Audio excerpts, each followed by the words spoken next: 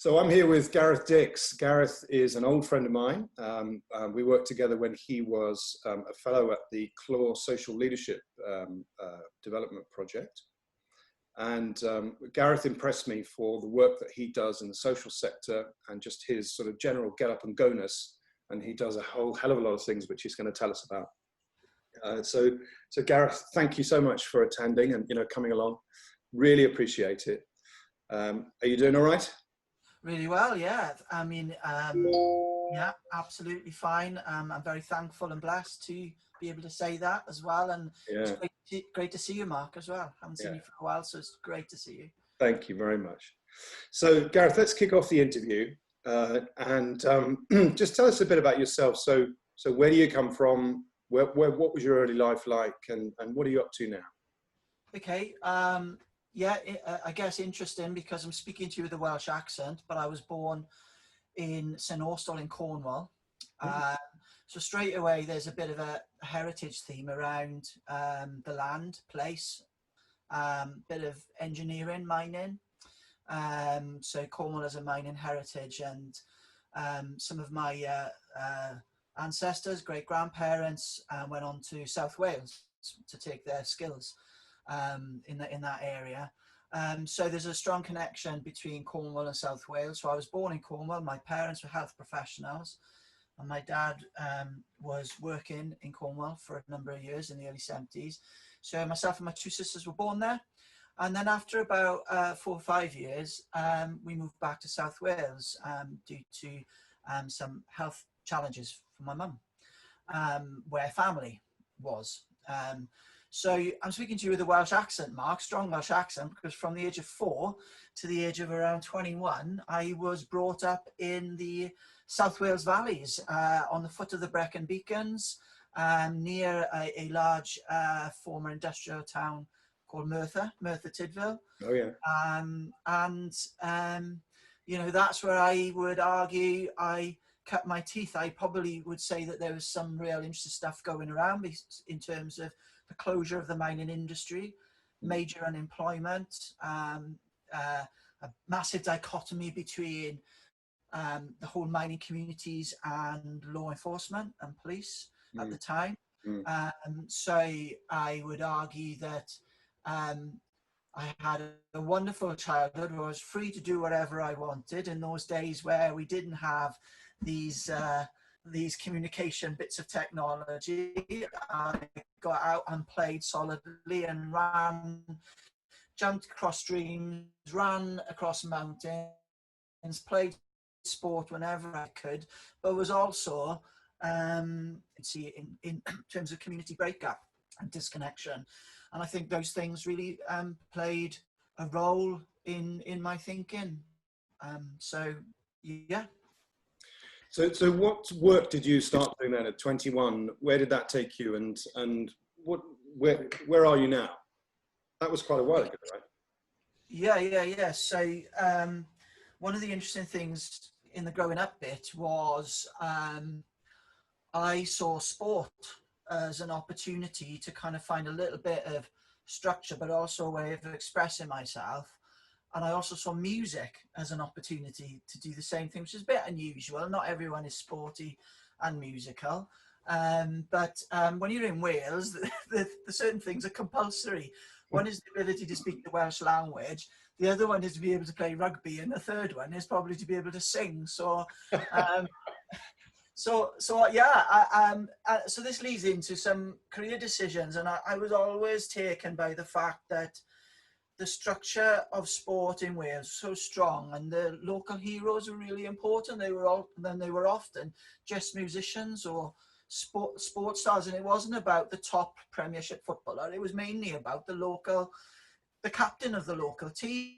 They were the heroes. So for me, I was embraced into those sort of structures that created a platform for me to express myself, and also a bit of a diversion for what other things I could have got up to at that time. It was a bit of a tearaway, right. And I could easily be chucking stones through windows or causing all sorts of problems. So, I was really blessed by the leadership and mentoring that came through those very basic platforms of being able to play in a band in a pub, you know, and get supported by that local pub, is as simple as that, that family community thing, or to be able to play my sport. So to answer your question, it led me into studying what was then known as recreation, or the recreating of yourself and what you do when you're at play, when you're at rest.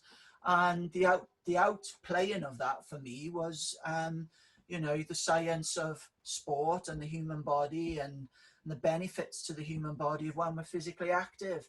So I went down an academic route, really, Mark, with studying that. I was interested in the human science of it, but I was also interested in the sociology of it, you know, how it pulls community together.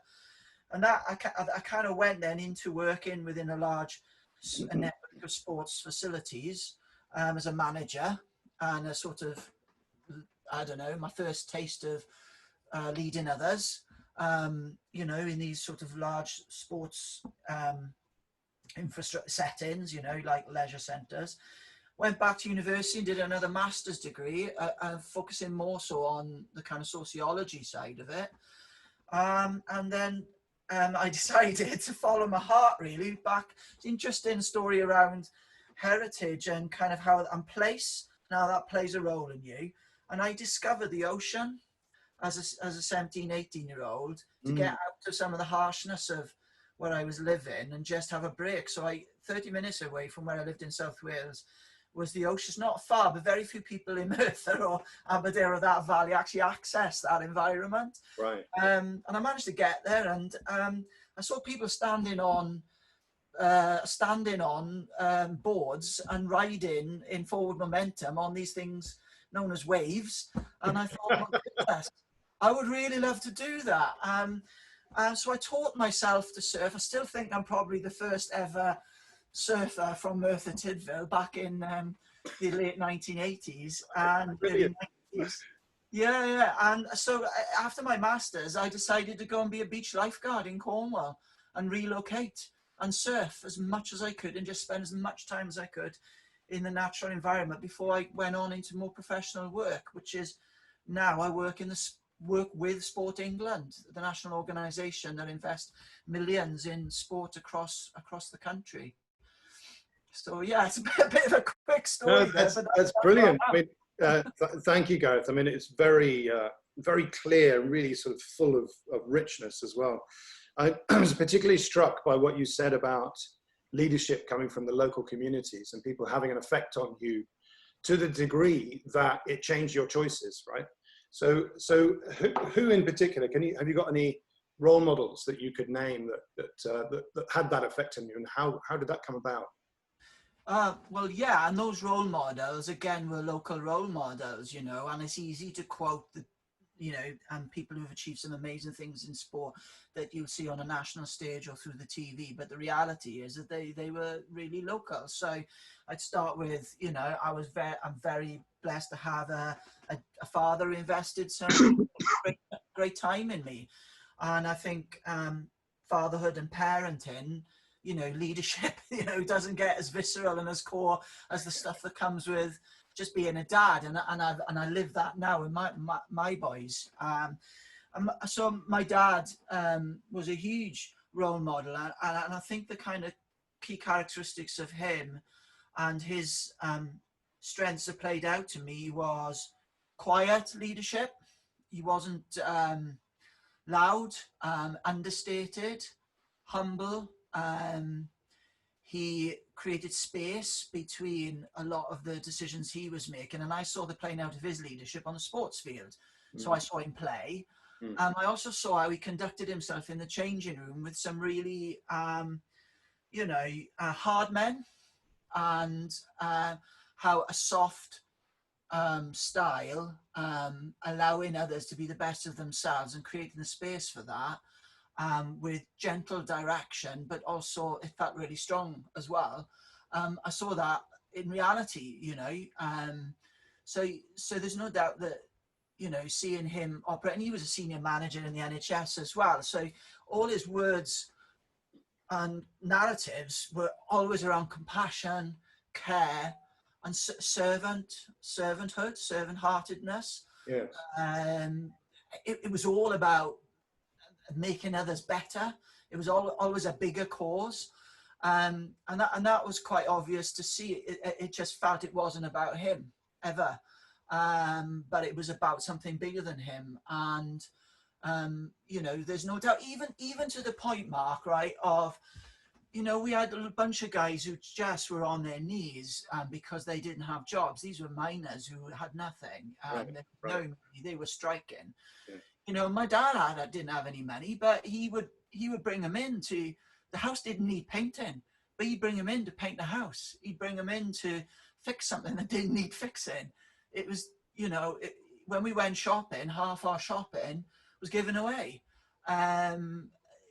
Because, you know, so that was part of what I saw and what I grew up with. So I'd say that, and I'd say that there were people like him, you know, who invested in me, because it's important, not just your dad, it's important to see others outside of your domestic and relational environment. But those characteristics were the same in others that I saw, from musicians to sports coaches and things like that. And yeah, and I saw it wasn't about just winning on a Saturday. It was the bigger picture of how that plays back into community, and how that encourages and inspires community and brings people together for something even bigger than just winning a match on a Saturday or playing a gig in a pub. So I mean, it's clear how that affected you. You took on some of those learnings and took those forward. But what was when were your realizations? How did you kind of get that information? Because I can imagine as a kid, you know, I've got a 16-year-old and he doesn't always want to listen to me or take notice of the things that I say. So how did those lessons land for you, and when did that happen? I think there were like moments as a teenager that you don't comment on. I think there's a thing about, you know, my lads, Mark, similarly, I've got a 16-year-old and an 18-year-old. And, you know, I would argue that there's an element of kind of not necessarily conforming to what dad says or does, but I think there's a quiet listening that goes on, and an absorbing and a sponging of some of that stuff that kind of gets more realized further down the road. And you can't ever take away the importance of those moments, even in the moment, if they're not really seen or noticed by a teenager. And I think for me, it was the way that my dad conducted himself with these hard men in some of the changing rooms when things weren't going well.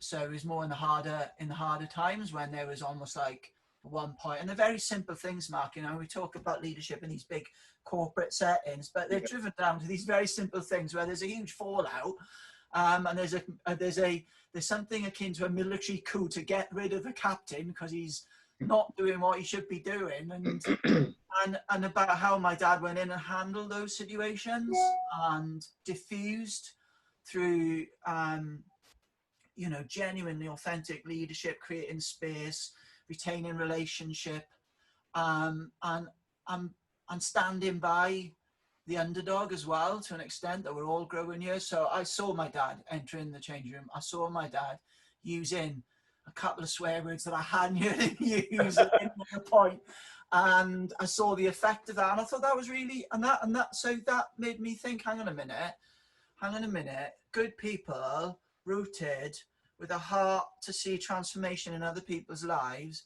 and being able to translate that into the most visceral moments and do that really well, has a massive role to play for me and the stuff I get involved with in my later life. So I kind of remember that picture and similar pictures. Yeah, I mean, that sounds like an amazing journey, and actually kudos to you for having sort of noticed and taken note, because some of those quiet lessons people sometimes don't listen to, right? I'm struck by something that happened to me once. I was once told by a colleague that leadership isn't leadership when it's easy, it's leadership when it's hard. And I'm really, as that, your story put me in mind of that. And it's actually true, you know, right? So if things are going on well, and we're all working together and there aren't any issues, we can collaborate and get along fine, and that all works. But it's when adversity hits, that's when leadership emerges. Yeah, 100%. And I think it's important to note as well that we're not immune to how challenging that feels emotionally on leaders, and how we have to manage that in ourselves. you know, I often sort of refer to to be able to manage yourself really well in that self-aware way when it's really, really tough, but it can still hurt, and that's okay, and that needs processing. And we do get dark nights of the soul, and you do think like you just had enough and you want to chuck it in. And what is it that says no? And what is it that keeps you going and moves past the emotion of how that might feel or how that might make you feel? What is that for you, Gareth? What is that thing that makes you say no? Well, I'd love to be able to, I'd love to be able to, what's the word, bottle it. So what, are you just stubborn? Are you principled? You know, what is it for you? No, so yeah, I am principled. I think a clear kind of a clear kind of understanding what my own values are and what my strengths are within that. A clear understanding that I haven't got all the answers, and I'm not an expert, and okay with not being the expert, but facilitating that in others, and being okay with, as a leader, not expect the kind of almost stereotypical expected to know everything, or at least done everything, and being able to speak from experience on every aspect of what the kind of organization or the people that you're leading have been doing. So I think having that strength of who I am is probably quite important, and a clarity of my own purpose and my own strengths and my own values are really important. But I have to say, I find it hard. Resilience, I have to work on. It's we talk left hand, right hand. I'm a right-handed individual, and for me, I look back and think, yeah, I have been resilient, but it hasn't stopped me from having those really, really tough nights and dark thoughts and having to push through that. So I think it's a left-hand thing that I've had to work on, and I've worked on it. And the other thing I would say is support. We need friends. Right. That we're humans. We need friends. We need friends, family. We need people who we can have that conversation with. There's nothing to do with anything of what that situation is, but we need sort of people that we can confide in, have that scaffolding in our lives. I think that's really, really important. And I've been hugely blessed by my wife, who's been amazing, and is able to support me. Some great mates, and the pub. I love the pub. I'm an advocate for the pub, and my kids as well. Even, do you know what I mean? I will learn from anyone. Yeah. My kids have been some of the greatest leaders of insight for me that have got me through. So support networks are really important, Mark. Yeah, and I'm really getting a sense of your early lessons there of how community can help individuals and individuals can help community. And that's not a one-way street, right? It's something which is dynamic and living, and you can fail and you can pick yourself up and you can get support, and then you can help other people. And that's what it is to live in relationship with other people, especially in a leadership position. Hugely. I think it's that empathy thing as well. It's that empathy loop, really. I'm investing my life, and I'm investing my life to see communities flourish in different ways, and working within quite tricky and bureaucratic systems to have to do that. But I see the value of pushing through that in order to see, more community cohesion, and we've still got miles to work on that. But there's a loop with that, and you've just highlighted, I've felt stuff, I've been there, and my tough time might be at a time when someone else is flourishing in my community, and they can build me up and lift me up. Right. And that's all part of that loop. Yeah. And having what I'm hearing is not just the presence of mind, but also the vulnerability to allow others to see that. It's not all about you feeling like you've got a position of responsibility or accountability, and that you've always got to have the armor on and no one can ever see vulnerable Gareth. It also feels very real that you're allowed to show that to others as well. Yeah, definitely. Well, like for me, vulnerability is a strength. Authentic vulnerability is a strength. There's no doubt. Why is that a strength? A lot of people would say that's not a strength. Yeah, well, I see what you've just said. A lot of people would say it's not a strength, and I see behaviours that would conform to that. And it is about armour, and it is about infallibility, or the presentation of infallibility. And I present the opposite. I think I love to fall. When I fall, then I have the opportunity to kind of journey through my response to finding stuff hard and being vulnerable, and you know, and that kind of thing. And I think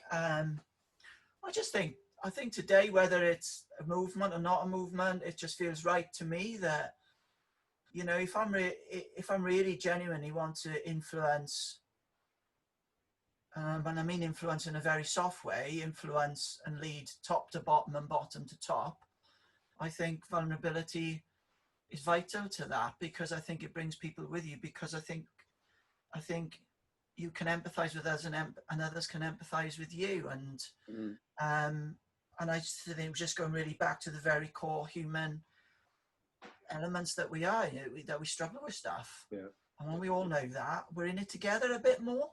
And when we're in it together a bit more, then there's a galvanization of that, and we move forward together. Don't get me wrong, there are times and moments where leadership, I call leadership led, you know, kind of get in there and be a bit more instructive, perhaps. You know, there are situations with different styles are important. I think for me, Mark, that kind of leading with, which is a vulnerability thing, as opposed to leading to or leading for, I think for me is a foundation. And if I am to say I've seen success, and I feel I've had a very rich life to this point, you know, I'm in my 50th year this year. So I think I could argue really well that taking that vulnerable approach has been a healthy approach. Yes. You had an easy paper round, clearly. Yeah. Tough paper round. I had a paper round, Mark, with a surfboard under my arm. Yeah, exactly. Yeah. And I tell you what, there's something about getting away from it all. I love the natural environment. I know you do as well. Yeah. And I think connecting with water and blue and green is life-giving. And whether, you know, I know some of the science of it as well, because I've invested my academic time in it. Right. Yeah. Yeah. But at the end of the day, I did it because there's something in us as well, isn't it, that just pulls us into green and blue. And well, it's where we come from. I mean, how can we disassociate ourselves from our mother? You know, it's 100%. Yeah. So the paper round, the comment. And feeling relatively well at this point. I'm very thankful to Mother Earth. Yes. Yeah. So Gareth, going back to what you said there about your career and what you've invested in. So tell us a bit about what you do now. What are you responsible for, and how are you working with community on health projects? Okay, there's a couple of things. So and there's something interesting about what I've not done in my professional life as much influence or I've loved as much as what I do in what you could argue is a 9-to-5. And I see it very integrated, just a whole weave of, you know, of my life, you know, professional and paid work and non-paid work, just throw myself into it. So in terms of my professional paid work, I work with Sport England, and I work particularly in Devon, in Sport England. And so I work across Devon's health and social care systems, and my role really is to increase opportunities to people to be active and access the outdoors in particular, and the value of active lifestyles on public health and human health. So my whole work is around policy and system change, working towards that, from increasing walking to cycling infrastructures in cities, through to supporting the local sports club. Very, very intricately, my work really is around policy, and I'm involved with teams who get involved with all the other aspects of that. And then it's about connecting what really works in place to national policy. So I'm in London, and I have the wonderful opportunity to connect with some of the senior leaders within Sport England and help shape and influence national policy. So so national policy is a real reflection of what really does work and what really doesn't work on the ground. So yeah, more people, more active. enables us to be well, and that's my work effectively. So I'm really curious about that link to the national policy, because how do I say this in a way which doesn't betray what I feel about it? There's a certain image about how national policy is constructed and led in the media, and that could be part media, it could be part truth, it could be also a bit of a story. So in your experience as someone who does that on a daily basis, you speak with powerful people, you try to get systems changed, you influence them with what you feel is the right thing to happen at a local level. Is that a conversation? Do they listen? Is it something which you find has results, or are you constantly coming up against a bureaucracy that has its own plan and says no?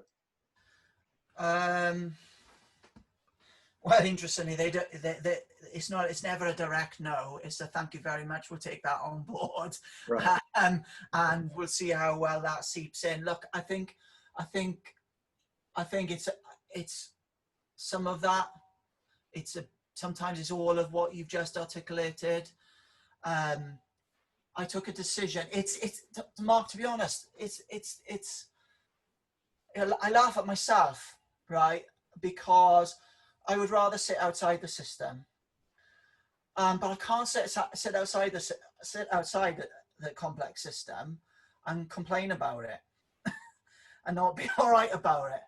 I don't like it. I don't naturally veer towards it. I get more sleepless nights than I'd like sometimes.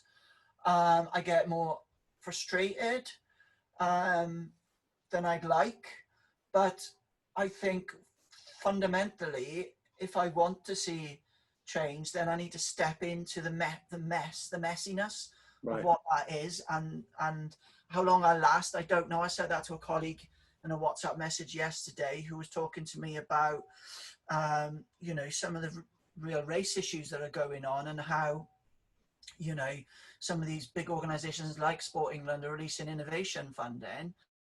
And how this individual was telling me, well, look, there's no trust, there's a disconnect.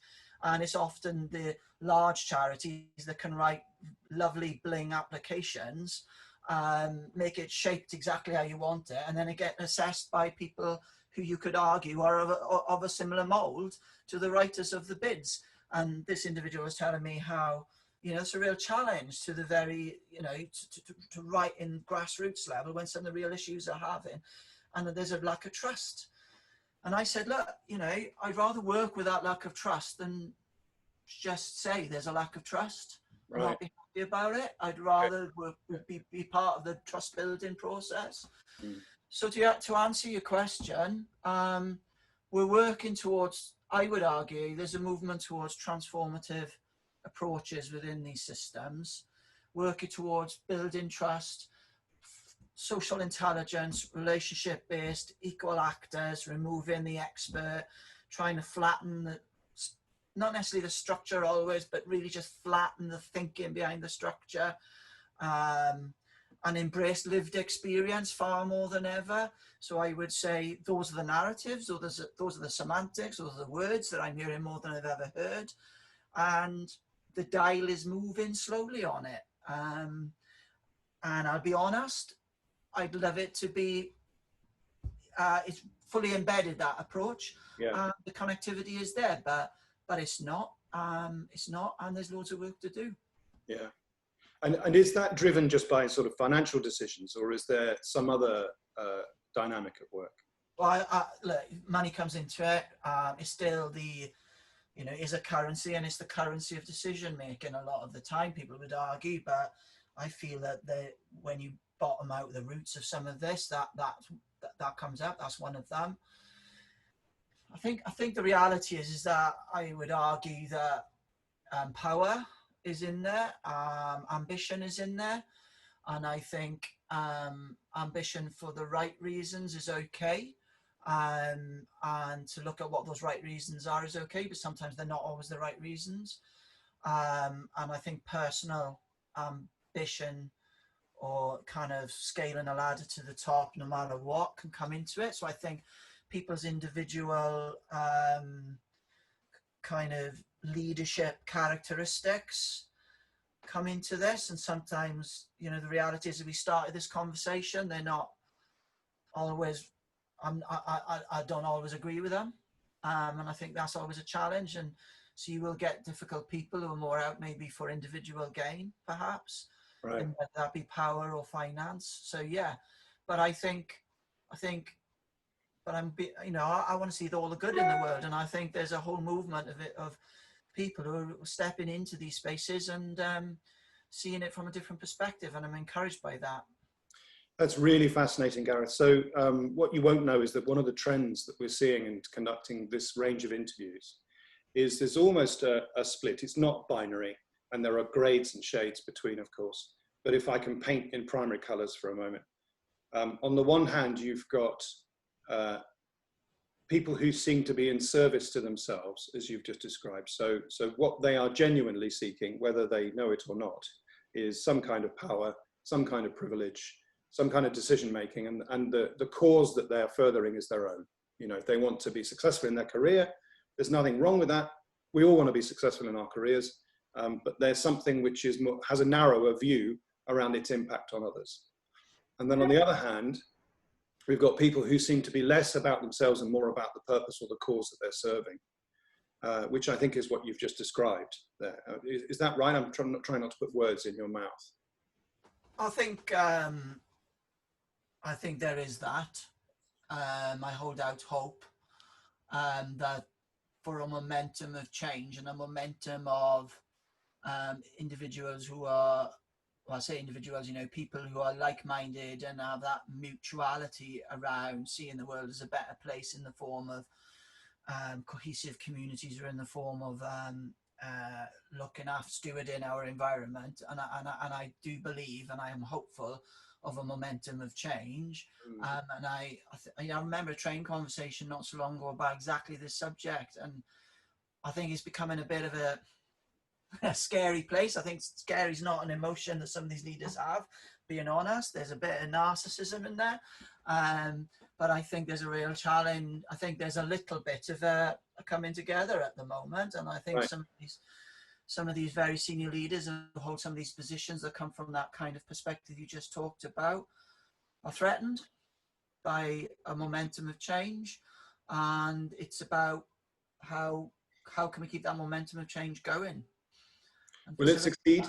Because you're talking about people who are either working within systems or are relatively disempowered, coming up against the people who hold all the purse strings. Well, I mean, again, that's a very binary view, but essentially that kind of is the dynamic. Yeah. Will it succeed? Look, I think people who act on their heart, engage their head, and move to their hands for a better world will keep doing that. And I think as structures disappear, and we've seen a number of what you could argue implosions from equality challenges globally to pandemics, that there's a flushing, potentially a flushing that's going on, that these structures are kind of maybe being a slightly these power structures are being slightly undermined. And I think, as I said, I hold out hope, and I think that there really is hope. And your work is an example of storifying some of this stuff. Right. It is going to help, you know. No, yours is the example, Gareth, not ours. We're just recording it. You're the one that's doing it. Yeah, but you're amplifying the stories, aren't you? And you create, and that amplification inspires, and that wheel turns positively. So I am hopeful. I don't think it's as black and white, and I think things are changing. And I do hope for a new generation of leaders that think fundamentally and act beyond themselves. And so if we turn the conversation full circle, you grew up in a very clearly identifiable community that had traditions and a sense of itself, and was inclusive. And do you do you notice a change in society to that degree? So where you live and work now, do you get those same things? Are they still coming through in maybe in a slightly different way, but are they still there? Or is there a fracturing happening? It's a really good question. I think every community has an identity of its own to an extent, and then a sub-identity, and then that kind of grows into maybe a wider area identity. So I live in Cornwall, and the town I live in has an identity, and that identity kind of subscribes to the fact that Cornwall is beautiful, lovely natural environment, farming and agriculture and farming communities supporting each other, and that kind of village thematic is quite strong. So, and I see that, but I think, you know, I've seen I work across cities like Plymouth and Exeter, and I think, you know, there's elements of that, but there's fracturing as well within that you know, is systemic. And I think that's so it's not without the challenges. And when I grew up, it wasn't without those challenges either. You know, mass unemployment led to some real challenges around, Right. You know, domestic abuse, drug addiction, and all that kind of stuff. But what I thought fundamentally is that no matter what happened, people, what I saw, still looked after each other, cared for each other. There was always someone that would help pick you up somehow, in some shape or form. And I've seen that, where I live. And, you know, a quick story is I hosted the big lunch last week in where I live. We're socially distanced, obviously, with the coronavirus pandemic. No, we used to have a lunch in the town. Whole town came out and we all ate together, because that's great. That's what we need to, you know, that's what the town does once a year. The precinct in the town's only one precinct, all tables, everyone brings lunch and we all sit down and listen to music. Couldn't do it. So we went virtual, and I can tell you now, Mark, we're not the most technically gifted town we're not Northern California, you know. We had to work out ways of connecting Zoom to Facebook Live to all sorts. But what we said was, let's all have a virtual lunch together, and let's get all our musicians from the town recording themselves and putting a clip in, and kids doing something, some art or something, and film a clip. We constructed this afternoon of local TV, literally local TV, that I hosted from this room, with someone in my ear telling me what's happening next, with very dodgy pauses and wrong connections to wrong videos and Love it. all sorts of stuff. But it had hundreds and hundreds of views and brought the town together. So the answer is yes. And I think we're even using technology, even in these very rural places, to make it happen. That's wonderful. What a wonderful story to close our interview. Gareth, I'm in awe of what you achieve with such a good heart and such ease and grace. So thank you so much for taking part in this, and really the best of luck for everything else. It's a pleasure, Mark. Thanks for that. Yeah.